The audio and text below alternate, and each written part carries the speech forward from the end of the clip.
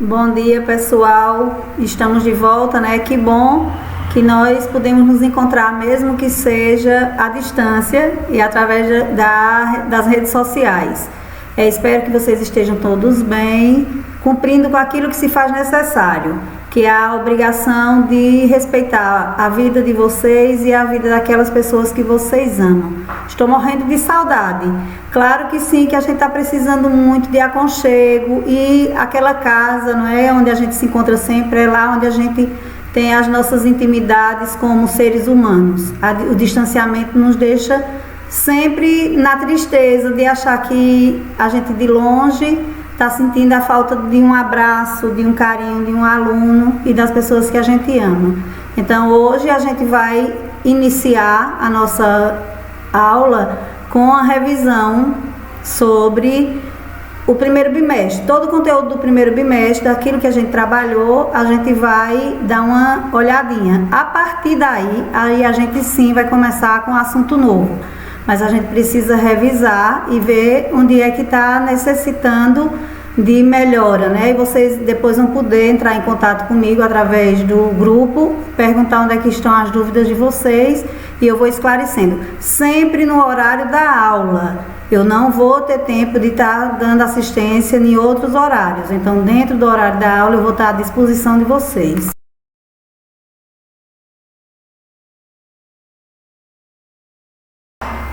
Pronto, pessoal, vamos começar com a nossa revisão do primeiro bimestre, os conteúdos que nós estudamos. Vamos dar uma revisada para poder entrar nos assuntos novos. Iluminismo, né? Então, o que é que a gente sabe sobre o iluminismo? Foi que a gente viu. Os filósofos do século XVIII acreditavam na razão e na busca do conhecimento. Que razão seria essa? O século XVIII ele também é conhecido como século iluminado, né? O século das luzes. E então, luz, que é igual a conhecimento. Por que século das luzes? Porque é a partir das ideias que se clareia o mundo. É a partir do iluminismo que começa a se questionar aqueles dogmas, aquelas crenças que a Igreja Católica por tanto tempo passa para as pessoas. E é quando começa a se questionar. E aí aquela camada da burguesia, como vocês já sabem, elas começam a financiar esses artistas iluministas, né? Aí vem aí, a proximidade com a burguesia faz com que aconteça um movimento político. Aquela classe que tem dinheiro, ela agora quer entender o mundo que lhe cerca. E é através desse financiamento dessa burguesia que os filósofos e os pensadores iluministas começam a dar uma iluminada na vida e no mundo. Eles passam a dar clareza ao mundo que lhes cerca. Oposição às monarquias e lutas por direitos. É a partir dessa iluminação, é a partir desses novos pensamentos, é a partir dessa razão, né, que a gente viu que a razão é o pensar entendendo por que aquilo ali aconteceu, de onde é que vem determinadas características, e aí é quando eles vêm fazer oposição às monarquias absolutistas. E aí quem vai financiar tudo, como a gente já sabe, é a burguesia, que eles defendiam a razão, queriam liberdade política e econômica. Graças ao iluminismo, houveram várias mudanças sociais, políticas e econômicas. Aqui está precisando de um conceitozinho, né? Econômicas tem econômicas, mas aí vocês entendem. Com ideais de quê? De liberdade, de igualdade e fraternidade. Lemas de grandes revoluções, como a Revolução Francesa, a Revolução Inglesa, várias revoluções, elas vêm com os ideais iluministas, que são os ideais de liberdade, igualdade e fraternidade. Características do iluminismo. São várias as características, aqui eu pontuei algumas. O racionalismo, que é o uso da razão, ele surge no iluminismo como uma propriedade humana. Assim, por meio dela, é que é possível desvendar o mundo, ou seja, lançar uma luz. Daí o nome iluminismo nos fenômenos naturais. Então, o que a gente tinha dito anteriormente é a partir do uso da razão que a gente começa a desvendar o que acontece no mundo. Isso já foi debatido muito em sala de aula, a gente já comentou, e aí aqui é só para vocês darem, vamos dizer, pontuações para os conteúdos. O cientificismo. Com o iluminismo, a ciência é contraposta à religião. Também nós falamos, não com esse nome, mas nós também falamos sobre isso, né? A ciência começa a justificar aquilo que a religião sempre coloca no âmbito do castigo, sendo considerada a forma mais confiável e verdadeira do conhecimento. É através das ciências.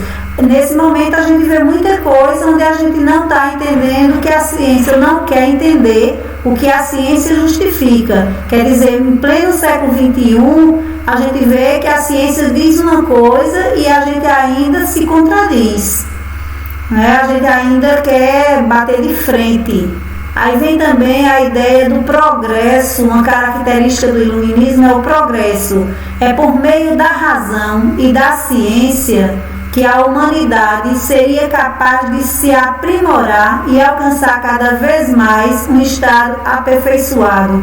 Por essa razão, os tempos passados denominados pela Igreja Católica foram chamados de séculos de trevas, onde a gente não entendia nada, não se justificava. Então, a partir do uso da razão, a partir das características do iluminismo, das ideias iluministas, a gente começa a ver um século claro, um século onde a gente entende o que era que estava realmente acontecendo. Liberalismo. Uma das maiores críticas do movimento burguês contra o sistema monárquico é a concentração de privilégios nas mãos de poucos. No ideal liberal, todos os indivíduos devem ser iguais, liberando-os das tradições e das amarras sociais. A partir do liberalismo, todo ser humano ele tem ideias, todo ser humano ele tem direitos, e os privilégios continuaram e passaram muito tempo nas mãos de poucos, e hoje ainda continua, né? Então, estudar iluminismo nesse momento histórico nosso, nesse momento de cidadão, a gente precisa compreender, analisar, refletir com o coração aberto. Iluminismo é um conteúdo que a gente precisa realmente ter muito cuidado com o estudo dele. A gente já estudou iluminismo, a gente já viu, mas a gente precisa rever os nossos conceitos. Porque um aluno de 8º ano, ele está já concluindo o ensino fundamental 2, então ele não pode estar apático a determinadas características. Veja que nós estamos pontuando muita coisa aqui que ainda hoje é realidade. São características que a gente ainda hoje quer botar panos quentes em cima delas, né? Liberdade, igualdade e fraternidade. Esse é um lema conhecido da Revolução Francesa. A frase mostra a força que os ideais iluministas tiveram para desencadear tais mudanças sociais, né? Que é o que a Revolução Francesa trouxe e traz. Tanto é que a gente está lembrado que a Revolução Francesa é o marco da nossa idade, da idade contemporânea. Virtudes. Os filósofos iluministas são também conhecidos por pensarem a respeito das virtudes humanas. Nesse sentido, o ser humano passa a ser o centro das reflexões, substituindo a figura de Deus. Modernidade. O momento de apogeu do iluminismo foi considerado o século das luzes, em contraposição aos séculos das trevas passados. Desse modo, o pensamento iluminista situa o momento atual como o mais moderno e o passado como sempre uma versão atrasada do presente. Pensadores iluministas, pensadores e filósofos iluministas podem ser divididos em duas partes, Então, pensadores e filósofos que falam sobre a política e pensadores e filósofos que falam sobre a economia. A gente precisa observar que tanto a política como a economia, ela teve uma contraposição muito grande a partir do iluminismo, porque eram pessoas que pensavam com características completamente diferentes. A partir do momento que vem a ideia do uso da razão e a ideia do uso da ciência, as pessoas começam a analisar e a pensar direitinho, né? O que é que poderia mudar, como poderia mudar. Claro que nada é vertiginoso, tudo é muito lento, o processo é muito lento. Se nós ainda no século XXI, em um momento de tanta coisa difícil, a gente ainda está pensando com características primitivas, vocês imaginam no século XVIII. Então vamos lá, vamos falar um pouquinho de John Locke. Cada um de vocês, eu mandei que vocês escolhessem em outro momento em sala de aula, vocês escolhessem alguns pensadores iluministas e a gente fez um debate sobre eles. E aí vocês conversaram, vocês já conhecem ele. É só realmente para vocês analisarem de novo e a gente ver o que foi que a gente não aprendeu, o que é que tem de novo. Mesmo que a gente veja 10 vezes, 20 vezes, 100 vezes a mesma coisa, sempre tem coisa nova a aprender. Então, quem foi John Locke? Então, é um conhecido filósofo considerado o pai do liberalismo. Em seu contexto, defendia que os súditos da coroa inglesa fossem considerados como cidadãos. Assim, teorizou sobre os direitos individuais, a cidadania e a responsabilidade em relação ao Estado. Então, uma frase bem interessante, né? E uma das teorias de John Locke é justamente, todo ser humano tem 3 direitos naturais e alienáveis, que é o direito à vida, à liberdade e à propriedade. Direitos naturais, que a gente já nasce com alguns direitos, né? Como direito à vida, direito à liberdade, e os inalienáveis, que ninguém pode nos tomar. Então são pensamentos e são ideias que foram pontuadas durante o iluminismo também. Nós falamos aqui também, temos Montesquieu, né? Que ele vai falar sobre a tripartidação dos poderes. 3 poderes submetidos a uma única Constituição. Então vejam só, Montesquieu ficou conhecido por defender a divisão do Estado entre o Legislativo, Executivo e o Judiciário. Além disso, formulou leis a partir de uma ordem natural, argumentando por uma aproximação da ciência com a política, ao invés da religião, do fanatismo e a ideia de que, vejam como é presente as ideias de Montesquieu, a divisão de poderes, onde a gente vê em alguns momentos alguns governantes se achando acima de alguns poderes. Então a gente precisa analisar direitinho, vejam há quanto tempo a gente luta por essa liberdade, né? Aí vem Voltaire aqui, que ele critica a Igreja Católica e é defensor da liberdade de expressão. A defesa do livre pensamento foi o pilar da filosofia de Voltaire. Ele pode ser sintetizado em uma frase que lhe é comumente atribuída: não concordo com uma palavra do que dizes, mas defenderei até a morte o direito de dizê-la, apesar de não haver certeza de que a frase seja mesmo de Voltaire. Essa expressão, ela expressa bem o pensamento da gente, né? Porque por mais que a gente discorde das pessoas, elas têm o direito de dizer. Então isso não sou eu que estou dizendo, isso talvez não tenha sido Voltaire, porque não se tem uma comprovação que foi, mas seja quem quer que tenha dito, foi uma das frases mais importantes para a gente analisar e pensar como ser humano e como convívio social com as pessoas. Outro pensador iluminista é Rousseau, né? Rousseau é um representante do contratualismo. Para o iluminismo, contribuiu com suas reflexões sobre o progresso humano, a liberdade e principalmente a defesa da soberania do povo. Então aqui também muito atual para nós brasileiros, muito bom da gente analisar e da gente pensar e da gente refletir o que é posicionamento e como a gente precisa ser sábio e entender as coisas na hora da gente criticar e da gente muitas vezes achar que a gente não tem nada a ver com a política, né? Todo mundo nasce bom e é a sociedade quem corrompe o homem. Então vejam aqui uma frase muito interessante que eu gosto muito dela. A outra frase dele, outra coisa que ele fazia era criticar a propriedade privada, sinônimo de desigualdade social. Poucos com muito e muitos com pouco. O poder emana do povo, teoria da vontade geral. Então, o que é que isso quer dizer? O poder emana do povo. Então, a gente dá poder e a gente tira poder. Então, é a teoria da vontade geral. Nós somos maioria. Povo. Quem é povo? Povo é aquele que participa.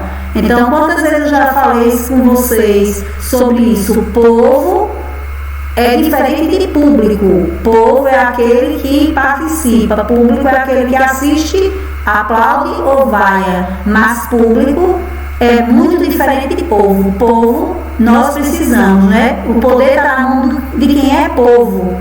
E a teoria da vontade geral. Então, se o povo é a maioria, a vontade geral é o que tem que prevalecer.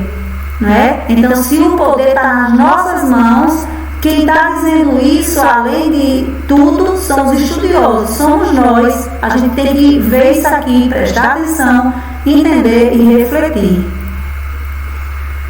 Aí vem os filósofos e pensadores sobre a economia. Adam Smith, o que é Adam Smith? Quem é Adam Smith? É conhecido por desenvolver a filosofia liberal. Segundo o autor, o Estado deveria proporcionar a liberdade econômica e se engajar nos processos de... Deixa eu ver se sai aqui para a gente ver, Então, uma frase interessante dele, dos processos capitalistas de produção. Ele é contra a intervenção do Estado e ele acredita na lei da oferta e da procura. Então, a lei da oferta e da procura é aquela que a gente não vê. Ela é porque cada um vai fazer de acordo com o que acha que é correto. E eu só compro se eu quiser. A lei da oferta e da procura é assim, eu dou o meu preço. O outro só compra se quiser.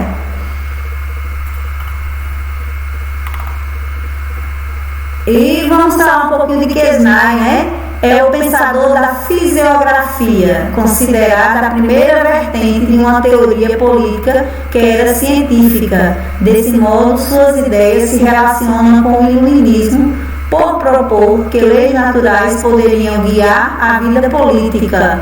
Ele é o pai da fisiografia. O que isso significa? É que defende que todas as riquezas vêm da terra. As riquezas vêm da terra e não do ouro, das outras coisas, vem principalmente da terra. E aí, as influências que o iluminismo nos trouxe para os dias atuais, desde Diderot, que nos deixou a enciclopédia, e a nossa enciclopédia atual é a internet, é o que nós estamos fazendo aqui. Ela deixa de herança, é através dela que a gente estuda, que a gente vê, que a gente compreende, basta a gente querer pesquisar. A internet hoje é a nossa enciclopédia. E aí vem também outra influência do iluminismo, foram os museus. O primeiro museu, ele foi construído por Napoleão Bonaparte, por isso aqui é o desenho dele. E outra influência é a Constituição. A Constituição é um documento influenciado pelo iluminismo. Quer dizer, boa parte das nossas leis são inspiradas no iluminismo. Essa Constituição está falando da Constituição brasileira, não só a brasileira, mas aqui eu destaquei a brasileira. No artigo 5º da nossa Constituição, diz o seguinte: dos direitos e deveres individuais e coletivos, que nós temos direitos e deveres. Nós somos dotados de direito e dever. Às vezes a gente lembra muito do direito, a gente esquece dos deveres, e a gente tem a nossa Constituição. E essa Constituição é baseada nos ideais, nos pensamentos iluministas. Por hoje é só, e aí eu espero que vocês deem uma olhadinha no conteúdo no livro, estudem, olhem onde é que estão as dúvidas de vocês, pontuem e façam os questionamentos no grupo.